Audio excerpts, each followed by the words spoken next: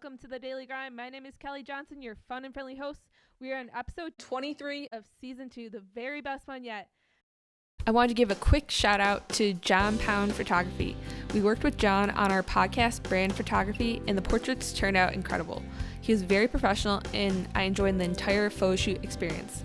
I would highly recommend him for anyone needing quality portraits. If you are located in the Milwaukee area, reach out to John at johnpoundphotography.com. Thank you, John. You guys catch the last 2 weeks of Kelly #FastFacts? No worries, we won't have a repeat on our Fast Facts anymore. Here's your Kelly Fast fact of the day. You can major in wine at Cornell University. Technically, it's a degree in viticulture and enology, aka the cultivation of grapes and the science of winemaking, but we're still sending in our applications. There's your fast fact of the day.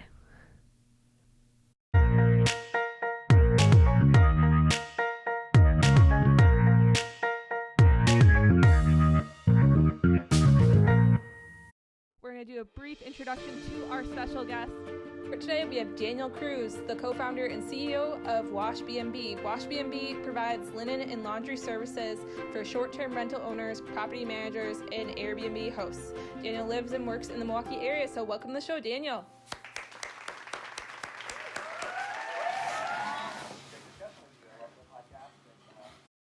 Getting the daily grind done is what we do as entrepreneurs, right? Yes, definitely. True daily grinder on our show. I'm excited to talk more about your story and share it with our listeners out there in the world. So I guess first and foremost, Daniel, can you tell us who you are, where you're from, and what you do? Yeah, definitely. So I'm Daniel Cruz, as you heard already. I am originally from California. I grew up in Los Napa. Graduated high school, bounced around a whole bunch. Lived in Hawaii, Mexico, Peru, Colombia, Memphis, Seattle. I ended up in San Francisco for 8 years, so close to home. In 2015, though, I decided that my career path at that point was never going to make me a tech millionaire, and it became harder and harder to live inside the city of San Francisco at a marketing manager salary. So started looking for new places, and I had I fell in love with the Midwest, especially in Milwaukee. Wisconsin's a great state. I had a good friend here. Every time I visited, I just had a blast. Access to the lake, centrally located, great cost of living. And so I relocated here with big hopes of being able to start my own company someday. And yeah, that's basically why I came here. Mm-hmm. Wonderful. Quite the story. Yeah, we have our listeners on the show are thinking like, oh, why'd you move from California? But you listed all the pros of living in the Midwest, which is great. Seems like things are going well, as we'll talk later on in this interview. So really excited to learn more about your story and your journey so far with entrepreneurship. So yeah, speaking of entrepreneurship, what led you to become interested in that area? Yeah, when I was young, I really had no exposure to entrepreneurship. My parents worked in jobs, sort of 9 to 5s. My dad eventually turned a role in law enforcement into sort of a career, more of a salary type career as a professional. So starting businesses wasn't very close to home. I never really had exposure to it, and I got started in sort of business and just in school because it was just sort of what I defaulted to when I failed out of like Calc 3 and organic chemistry the same semester. My same semester, I was in the biology major, and slowly I became really interested in solving problems. I knew I was always a problem solver, but solving problems seems to be the primary focus of entrepreneurs and in the business world in general. So that's really how I got started. I ended up switching my major to Spanish because I had a great program at University of Hawaii where I graduated from, and great people. But I knew that I was wanting to leverage that language skills into international business. So that's what I studied, and I went to grad school to continue my studies, where I studied abroad in Mexico for a year, and in Memphis also in sort of international master's in business administration track. I thought that I would be working in different countries in Latin America and traveling around a lot, but I got a job at Cruz Brewing Company, and they moved me to Seattle, and so that's how I actually got started my sort of professional career. Wow, yeah, quite the journey as we're going on this daily grind here. You have such a wide background and great experiences kudos to you and the Spanish major, and yeah, just traveling all over the place, which is great. Yeah, I think it's always been important for me to just learn and explore. I love to absorb like different cultures and foods and things, and I think that's really sort of built me into an entrepreneur by learning about all sorts of different problems and wanting to solve them, and seeing the same problem from lots of different angles has really been instrumental for me. It's funny when I go to traditional job interviews, I get looked at like there's all these weird stops in my resume. Not a lot of long stops. I think my longest sort of career job was about 3.5 years at a brewing company in San Francisco. And some people look at that with a little bit of fear, like I may just be around for a year or less and ready to move on. I look at that as like the building blocks for a really solid, well-rounded career, and something that helps me every day in my role now as CEO, where I have to take into account sort of like the finance, marketing, the design elements, the logistics, operations, to sort of make sure all those pieces and components are moving together, fitting together perfectly, and then moving in the same direction. Yeah, I was just gonna say you probably have a really great skill set, just being well-rounded, like you mentioned, that problem solving, those skills we've heard on past guests on our show that are entrepreneurs. So you fit the mold, obviously, in that area with your own business. So yeah, speaking of Wash B&B, so what was the aha moment in starting Wash B&B? Yeah, the aha moment was it's kind of taken about 3 years to really develop. When I first moved to Milwaukee, I was still doing some work back home in San Francisco as a consultant, and so I would leave for long periods of time. And I moved to this really beautiful old duplex in a really great neighborhood called Walker's Point. It's sort of like up and coming, great restaurants and bars, and it's a really unique and great space. And so I decided to list on Airbnb while I was gone, and it became so popular. I was probably one of the first, 50 hosts or so in Milwaukee back in 2016. It was so popular when I'd come home, I didn't know how to really turn off my calendar at that point. So I'd come home and I'd be homeless. And then I let it go through the summer, and I was literally like homeless the entire summer. I had nowhere to just, my friends got tired of me, like crashing on the couch while I'm like trying to figure out the business thing. And I got an apartment across the street, and I kind of like woke up and said, wow, I think I moved here to start a business. And I think the business just sort of found me. I was sort of accidentally became an Airbnb host and built an entrepreneurial like business through it. And then I grabbed two more properties really quickly on the same block. And as soon as I did that, I think my first week, I was busy, had like 3 checkouts in each place. I was staring at a pile of like 400 pounds of laundry. And like, oh my gosh, what do I do? How am I going to get all this laundry done? And it was like that literally every other day. I was just staring at more and more laundry.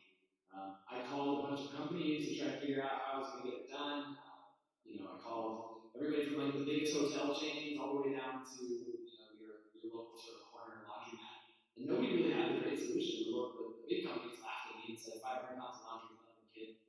We do like 5 million pounds every year in this facility, and I said, okay, but it's still a lot to me. And laundromats just really did not have any sort of like quality control or anything like that. I was so lucky. I found an assistant host to help me.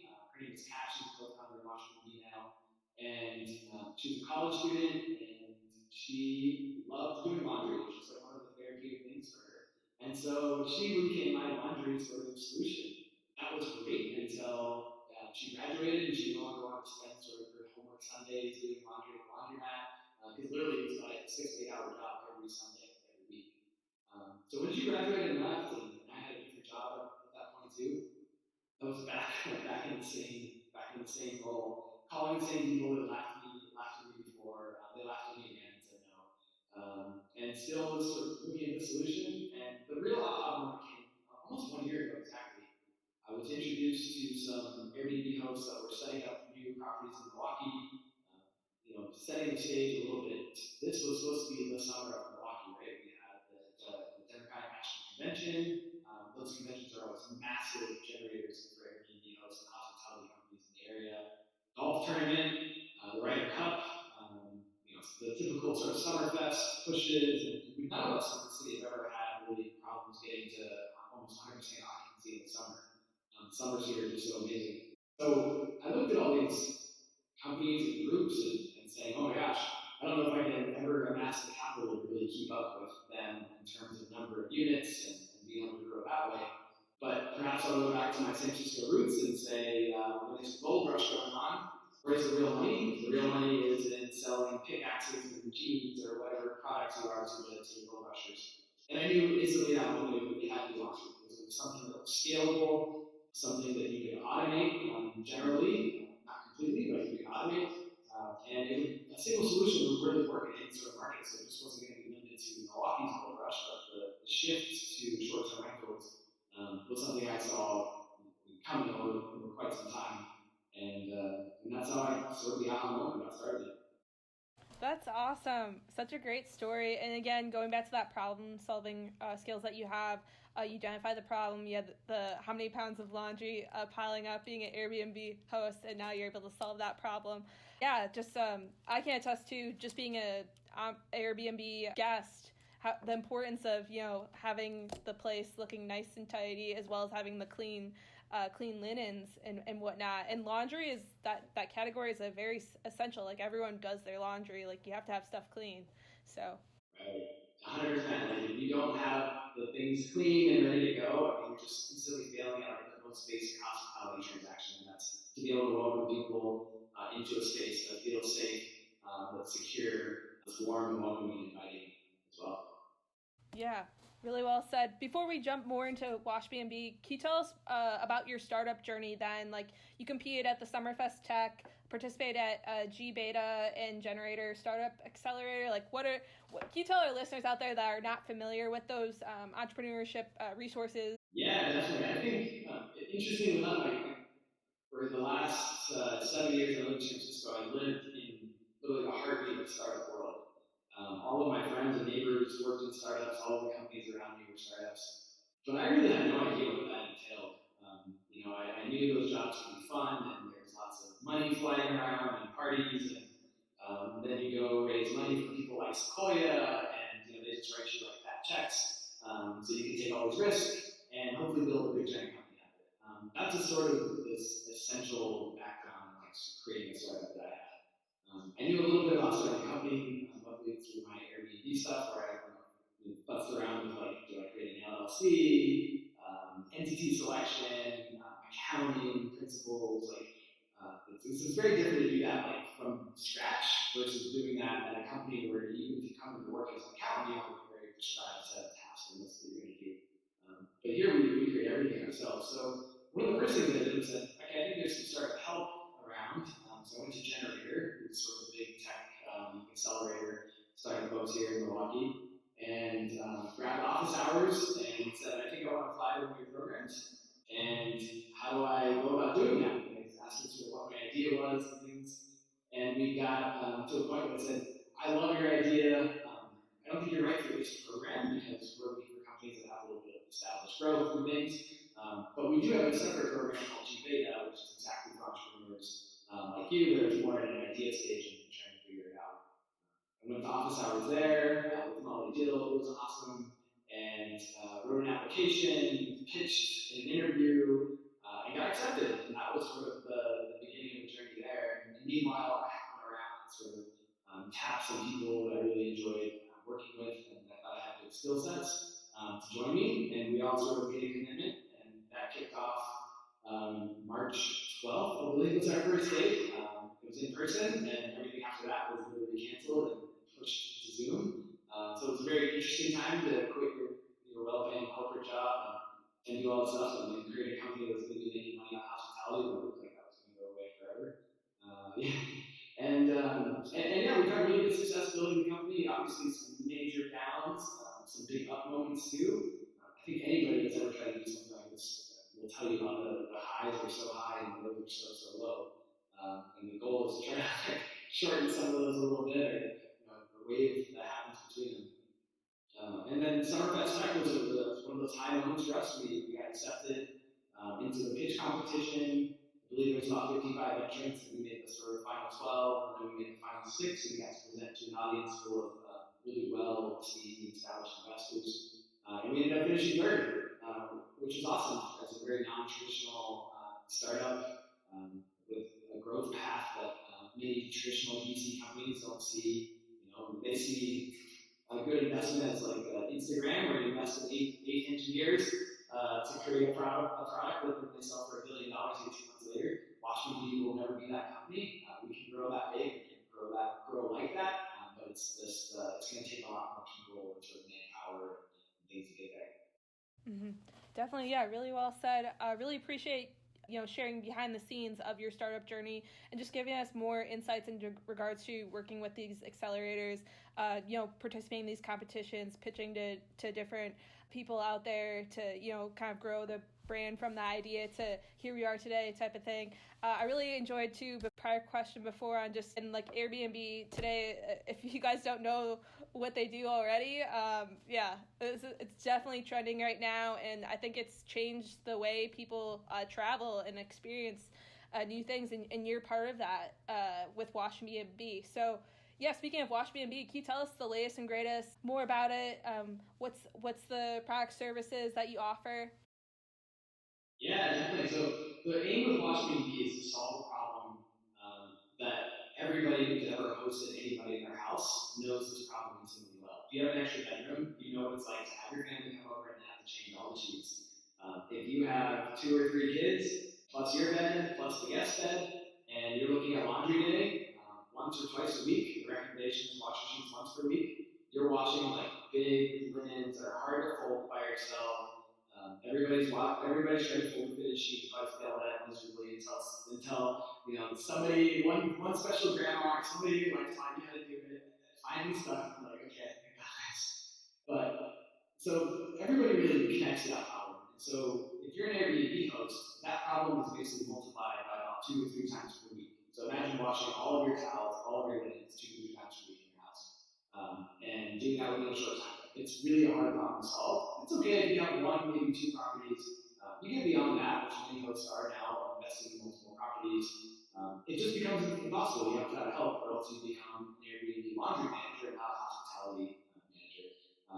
I wanted to focus on giving great hospitality to my guests, showing them around my neighborhood, developing a product that was really interesting and exciting for them, and not to focus all my time on laundry. So easily, you say I want to turn and pay somebody to do that. But as I mentioned earlier, there's no solutions geared towards a specific problem. Uh, so that's what we do at WatchMeD.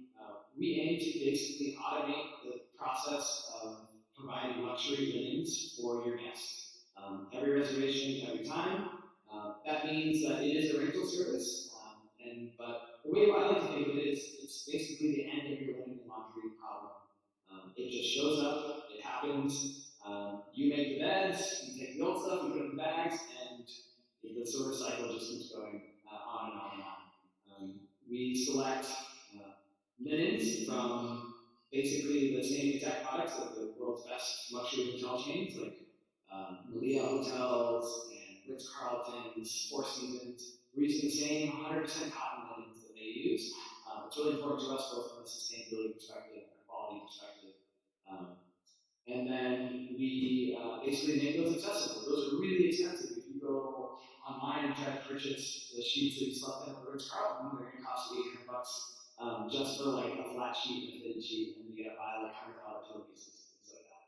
So we work with those same suppliers, and we don't pay those prices, but we're not trying to mark them up that way either. So we can provide that luxury hotel quality experience for our hosts and all the service, and then make the laundry component really easy on the back end.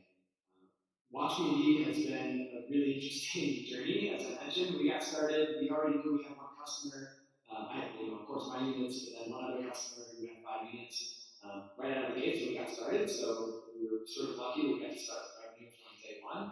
But also, day like 4 of the company was the coronavirus, pandemic shutdown, and we all sort of looked around and said, "This may never work out. Like, is Airbnb ever going to come back?" Because all of my listings, went from being really booked up to 0, and all of our customers did too, for the most part. And so we went through this really crazy period where it's like, cool, we all like quit our jobs and we don't have anything else to do. What can we do? And Kat, who I mentioned earlier, came up with this brilliant insight that said, the world's really hurting right now. What can we do to help with our skill set or basically what we're already working on? Because we were taking sheets to laundromats in our very first early on, we said, why don't we just see if anybody needs help getting to a laundromat or getting their clothes out of the laundromat? And so we became Watch B&B instead of the perfect solution for Airbnb hosts. We became the laundry service for seniors who couldn't leave their homes during the pandemic. That was a great experience for us. We went through like a mini design sprint where we sat around a table for 3 days and figured out how can we create a company out of nothing. And we put it together. I think 4 days later, we launched a website that was able to take orders online. We decided to tell our story. We decided to do it for free for people who could pay, which is a big part of that sort of giving back and taking care of people around us in our community. We accepted some donations to help pay for that, and we hired out of work service industry folks, so restaurants, bartenders, some of us who were as well, to do the work. And we were able to pay them with donations or pay them with people who were actually willing to pay for the service. That saved Watch BD 100%. We probably wouldn't be here if it wasn't for that. We got written up in the New York Times about how we were helping and pivoting and changing, and that and a couple other articles brought us some Airbnb hosts, and Julie Kaufman, who's a developer here in Milwaukee, was starting a hotel. She was getting ready to open a hotel in the middle of the pandemic. Also crazy ideas, right? She got in touch with us and said, I love your guys' story. I would love to be able to use your products. This is something that we can do. That was really great. It sent us right back into Watch BB is a really great idea and a valid business. Let's go back to the drawing board. Let's reimagine Watch BB in the age of the coronavirus pandemic, and with a small hotel that wants to use our service. So we built a plan. We pitched for the business and we won it. And that was really the beginning of, okay, let's go back to building Watch B&B. We took the sort of laundry service for all, is kind of what we call it. We renamed it watchhero.org.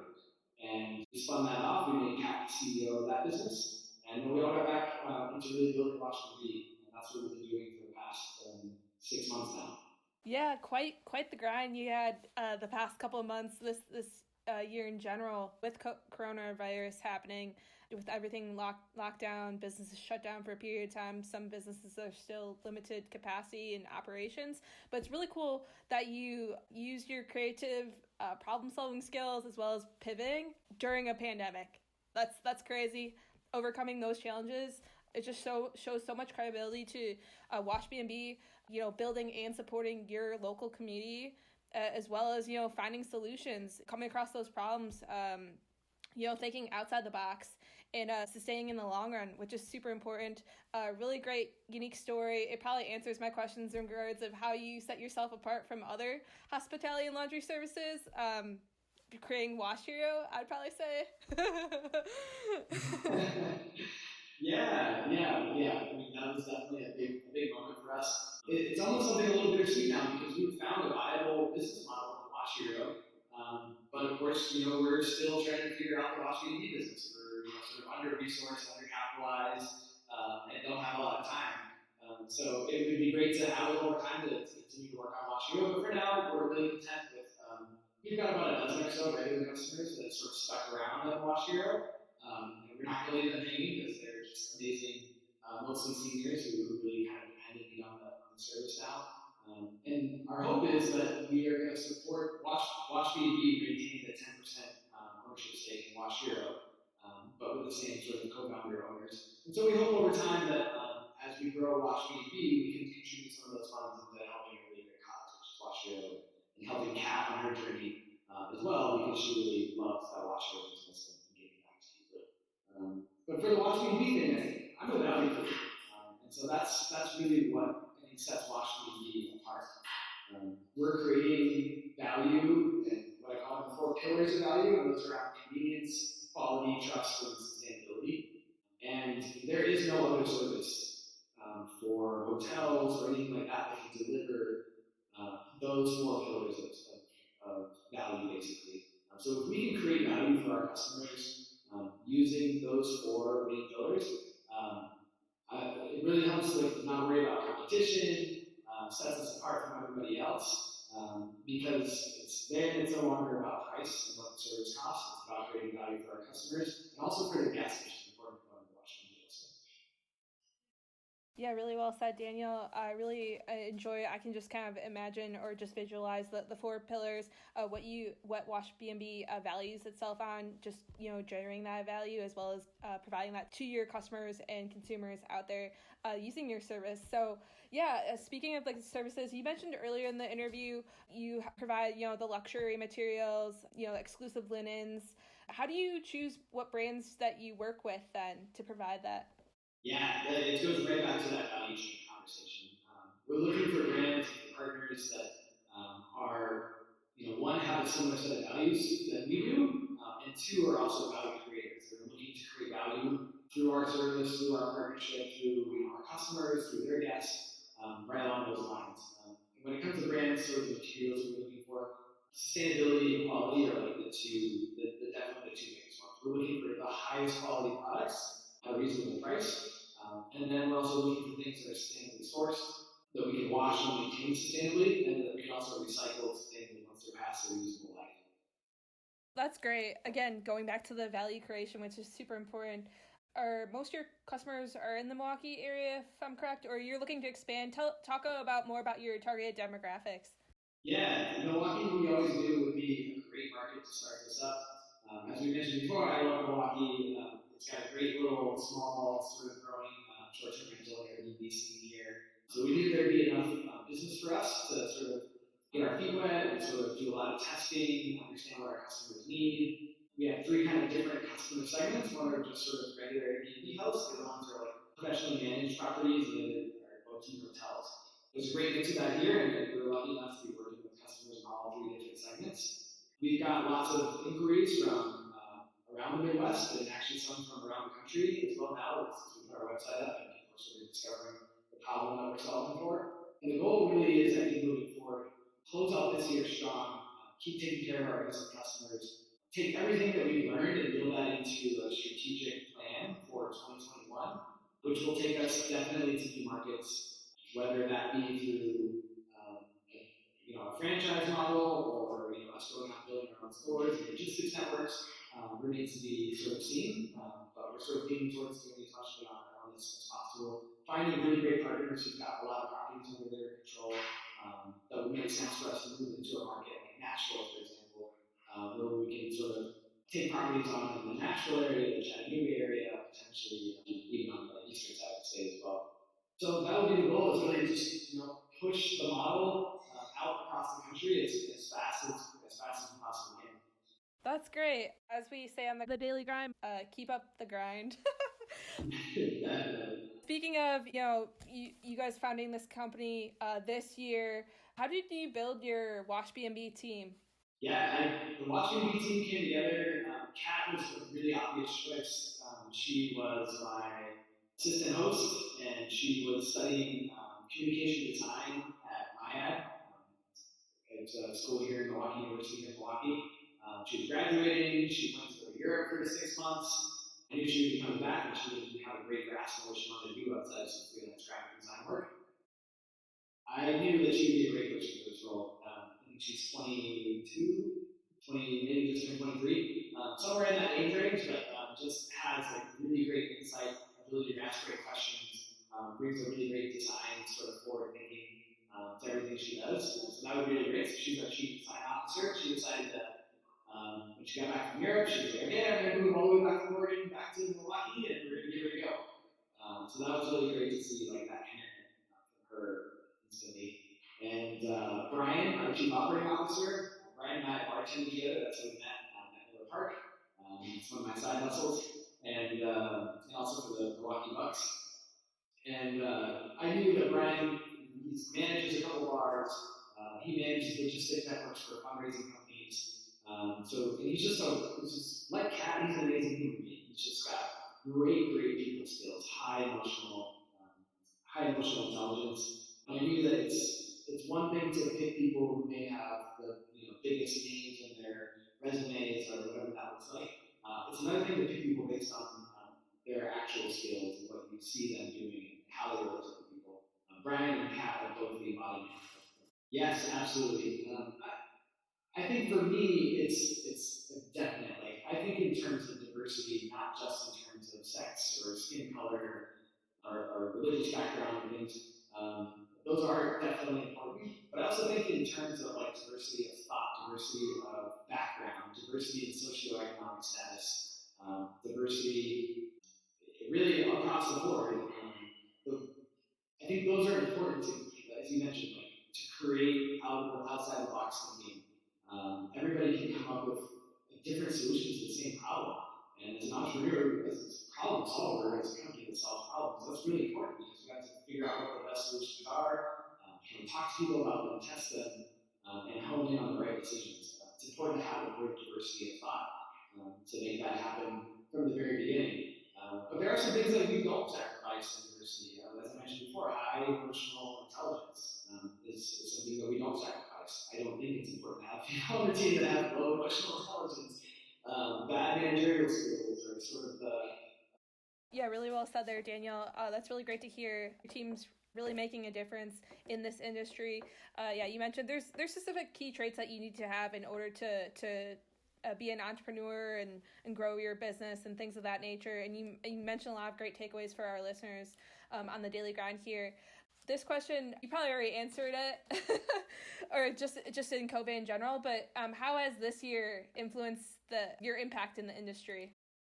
Wow, yeah, COVID. I mean, we're seeing a monumental shift in so many industries and the way we live and work and relate to each other. And it's hard outside of the medical community. It's sort of hard to find what's going to have as much lasting impact as hospitality. Um, it's as I mentioned before, it's our goal, it's our job to make safe, secure spaces for people to thrive in and have experiences in. And hospitality obviously comes with restaurants as well as overnight accommodations. And so we provide that service to people for a fee. And if we can't guarantee that sort of level of safety and commitment, then we fail our jobs. And so obviously this specific sort of pandemic is the impact it's had to travel overall, the impact that it has to sort of safety and trust. It sort of hits us from all angles. What's really interesting though is short-term rentals and Airbnb is a sort of category creation machine that we've seen over the past 10 years. I think this is the defining moment that really shifts things in that favor. I think we were moving towards a more centralized role of Airbnb being dominated by fewer hosts with bigger property portfolios. I think now we're seeing like a less centralized. When you might go to revenue zero, it's really hard to have 200 accounts under your 200 properties under your control because you have to pay people to manage it. I had revenue zero for 2 months, almost 3 months, but I was just paying myself and my mortgages, and luckily I had some money saved away. I was able to, sort of make things work with my mortgage servicers and the electricity company and all the other bills that sort of had to pay, and I was able to survive that. But a lot of companies that had a couple thousand properties weren't able to survive that. So I think we're moving this interesting phase where, because of the impact to hotels, because of the sort of trajectory that short-term rentals are already on, I think now from now on we see short-term rentals become the dominant form of overnight accommodations, probably from this point forward, maybe forever, or at least until some other really disruptive force comes. The value proposition is offered by staying in a home or apartment like hotel. If you're traveling as a group, with friends, with family, with small children, sort of anything other than just sort of what hotels are designed for, that business traveler experience, the value propositions are really strong. And I think that people are going to keep flooding the tidal wave. When the Supreme Court in Wisconsin sort of struck down the governor's orders about a lot of the restrictions that were in place, I think I had like my phone was and my email was off the hook for like the next 4 days. I had probably 10 to 15 inquiries from my two places. The floodgates sort of open. People were ready to go, not to concerts or not to weddings, but they were ready to just go out and stay somewhere different, to see something different, to take a walk out by the lake. I had people come from just Wauwatosa, which is a neighborhood 3 miles away, just to be like, your place looks really cool. We need to get out of our house. We can work from here. So we're seeing that now, like a trend towards digital nomads living in Airbnbs around the country, around the world. We're seeing the professionalization of hosting sort of grow up really quickly. That's a good thing for Washington B as we talk about using all white hospitality style linens, maintaining like really excellent standards of cleanliness and care and trust and safety. pay more attention to, and it's going to make our industry better long term because of it. Really well said, Daniel. Lots of great key points you mentioned in the industry in general, and just what you foresee it to become or just to evolve into. And yeah, I think staycation's definitely a trend, or people just traveling within the state, or because again, it's limited travel restrictions depending on what area you live in. So you have to be creative in regards to making a vacation or using up that PTO. I myself is running into that problem right now, so I might have to book one of your places. But yeah, you can the list can go on and on what this landscape could look like down the road. So this is really great insights, Stanley, that you provide on the industry. Yeah, and I like to say short-term rentals have social distancing sort of built into the model. So that just sort of ended up being a lucky thing. I imagine this happening 15 years ago before vacation rentals or short-term rentals were widespread. What a challenge that would be when you don't want to take your entire family to a hotel because you're going to have to wait in line to check in. You're going to have to deal with maids that are coming in to check on your room every day. So lots of, and breathing the same recycled air as sort of like the other 500 rooms in the property. And so hotels are doing a lot of great work on this now. But I think we're really lucky that we have so many great options, so many great Airbnb hosts out there willing to share their spaces and sort of take care of people wherever they got stuck or wherever they wanted to go and wherever they need to go. Yeah, really well said. I think the Airbnb platform has definitely evolved over the years. And yeah, speaking over the years, looking back, did you see yourself 5 years ago founding Wash BNB? No, never. I worked in beer, liquor, and wine on the marketing and sales side. It was something I fell in love with in grad school. And I never really imagined myself leaving that industry. It sort of combined things I was passionate about with really great consumer products. I was working with a lot of like artisanal products. People really, gave a damn about their craft. So it's important. Passion is always important in things I'm doing. And for some reason, I just sort of migrated towards jobs that were lifestyles, and that job is a lifestyle because you're out in bars, you're at restaurants. I mean, everywhere you go, sort of alcohol sort of permeates your culture, and you're kind of looking at it and seeing what the opportunities are, and things like that. So, yeah, this didn't, and then I sort of migrated from that a little bit into music festivals and experiential marketing, and which tied in really closely because typically the biggest spenders in experiential marketing are alcohol brands. So I was able to sort of like bring those two worlds together a little bit.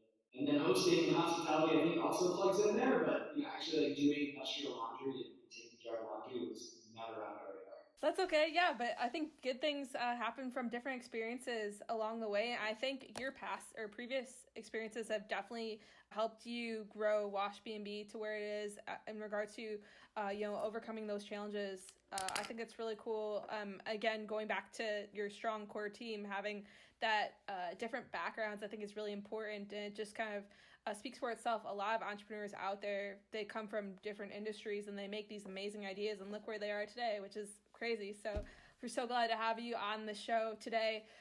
So Daniel, best practices for our daily grinders out there who are Airbnb hosts in providing the best experience for their guests. Yeah, I think walk through your place with the mindset of a guest, not just as a host or what may or may not make the most money or what makes the most sense there.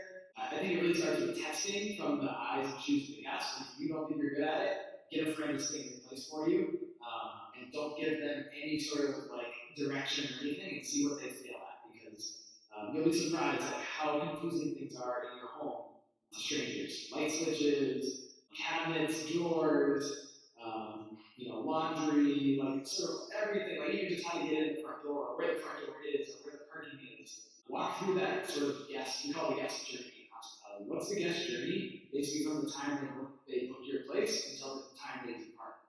You should have really clear instructions for every step along the way of that journey. The less that your guest has to contact you because something is confusing, the absolute better your reviews will be, the better your guests will be having a good time, and the more they'll be able to discover other things that you want them to discover, like how great your neighborhood is, or how great the suggestion for the pizza spot is around the corner. And so there's a lot of support we want to do that way. The second, the operations side of hosting is really, that's why Airbnb is not the easy side hustle that we would hope it to be. You can make great money in Airbnb. Many people have built six-figure plus businesses per year in literally the same year they started. But you have to have an operational plan. On the daily side, that means waking up every day, knowing exactly who's checking in, who's checking out, what problems need to be addressed. And then sort of at the end of every day, pushing that forward into the next day. What did you cross off? What do you need to keep, what do you need to add on your schedule next morning when you wake up? There's a really strong daily component to this. And having control of that sort of like daily grind is exactly what you need to do. Wonderful. Yeah, I thought of one more best practice, sign up for Wash B&B. Yes, we were available in your area. Absolutely. So yeah, Danielle, we talked about your daily schedule, living, breathing, sleeping, hosting Wash B&B and whatnot, cleaning the laundry. What's on your daily grind later this year? I've got a little bit of travel. I'm going to be able to make it home to California for Thanksgiving, which should be great. It's been far too long and far too infrequent that I've been able to travel and see some family this year. So I've got that. And then on the grind side, I've got the Watch B&B planning and getting ready for what we hope to be a huge year in 2021. There's a little bit of a downtime in the winter in the Midwest where there's not as much travel going on. The coronavirus is certainly putting it's rearing its sort of head right now in Wisconsin as we speak. So we're seeing like lower travel volumes, and that's a really great moment for a team that's been just like grinding and pushing really hard to take a deep breath and let's get like back on our computers and let's go build some plans and figure out how we grow this thing. Let's figure out how we fundraise now that we've got some good sample sizes on what we think our company can do and how much money we can make and how far we can expand. Venture capital is probably a good pathway for us to get the capital we need to grow. So we're going to work on that, solving that puzzle really hardly, really putting a lot of time on it. And then hopefully just finding some good time over the holidays to enjoy like family, food, friends, and sort of like being connected to those things that are just important to keeping your mental health in check. Yeah, really well said, Daniel. You have quite the grind going on, which is awesome. So yeah, best of luck to you and your team in the upcoming months and later this year, which is great. Or upcoming month, I guess. We're almost to the end to the end of 2020. So yeah, Daniel, do you, on the motivational side, do you have a word today to inspire our listeners out there? Maybe I've never been one great for quotes. I did go to school at University of Oregon, and they've got a great sort of saying there. It's called "Win the Day." It's just really about winning every single day, no matter what happened yesterday, the day before, what's going to happen tomorrow. Show up present, connected, ready to go. Win what's in front of you that day, and then take the next day as it comes. I think that's a great mindset to get into as you're grinding, whether you're an Airbnb host, a hustler, or you just got that corporate job and it just feels like there's going to be no end to it. Wake up, win that day, and take the next one as it comes. Very cool. I think it fits perfectly with today's episode, focus on each and every day, daily focus, and what you mentioned before, all the key takeaways in this episode. Last but not least, Daniel, if listeners have questions, comments, want to get in touch with you, want to learn more about Wash B&B, follow you on social, how can they do so after this episode? Yeah, definitely. I'm not the most active on social. I think the political climate has sort of drawn me back into Twitter because there's so much funny, good stuff happening on Twitter, as well as sort of like quick news that happens that isn't typically tied to some advertising fee. So Twitter, I'm at Daniel J. Cruz, C-R-U-Z. LinkedIn, for anything professional, is probably the best way to get a hold of me. My name is very, very ubiquitous. There's probably like 2 million of me around the world, so it can be a little hard to find me. So perhaps email daniel@washbnb.com. That's a great way to get a hold of me. Feel free to post any of those in the show notes as well. Link to my LinkedIn, Twitter, and an email. Sure. Wonderful. We'll put Daniel's contact info in today's show notes. As always, thanks again for tuning in today's episode. A big thank you to Daniel for being on the podcast. It's Thanksgiving week. The Kelly Johnson Foundation is hosting not one, but 2 turkey trots this year. We would like to see you involved in our in-person Wisconsin race or virtual Illinois base, but you can race anywhere. Our in-person Wisconsin Turkey Trot is being held Saturday, November 28th, and our virtual Turkey Trot is being held Thanksgiving Day. Thursday, November 26th.